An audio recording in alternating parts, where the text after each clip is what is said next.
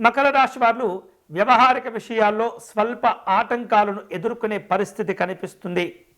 మీ మనస్సులో ఉన్నటువంటి భావాలను కుటుంబ సభ్యులతో జాగ్రత్తగా పంచుకునే ప్రయత్నం చేయండి.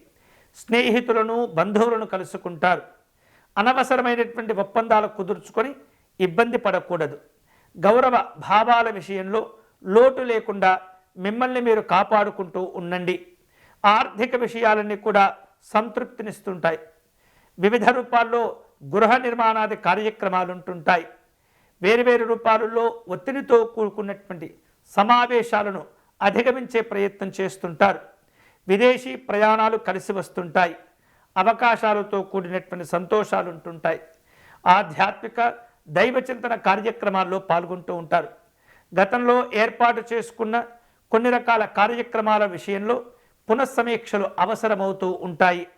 ఉద్యోగ విషయాల్లో నూతనమైనటువంటి బాధ్యతలు చేపడుతూ ఉంటారు. రాజకీయపరమైనటువంటి అంశాల్లో అధికార సంబంధమైనటువంటి అవకాశాలు కలిసి వస్తుంటాయి. షేర్లు పెట్టుబడుల విషయాల్లో జాగ్రత్తలు తీసుకోవాలి. ఆహార విహారాదుల్లో సమస్యలు కనిపిస్తున్నాయి. గొప్పలకు పోయి విలాసవంతమైనటువంటి ఖర్చులు చేయకూడదు.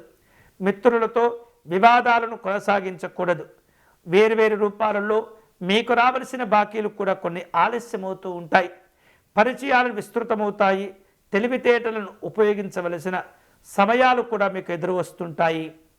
ఈ వారంలో ఈ మకర రాశి వాళ్ళు మరిన్ని శుభ ఫలితాలు పొందేందుకై పార్వతీ అమ్మవారిని పూజించటం, ధ్యానించటం మంచిది. వీలైతే కనుక దేవి ఖడ్గమాల స్తోత్రమును పారాయణం చేయటం, సంపెంగ పుష్పాలతో పార్వతీ అమ్మవారికి అర్చన నిర్వహించటం మంచిది.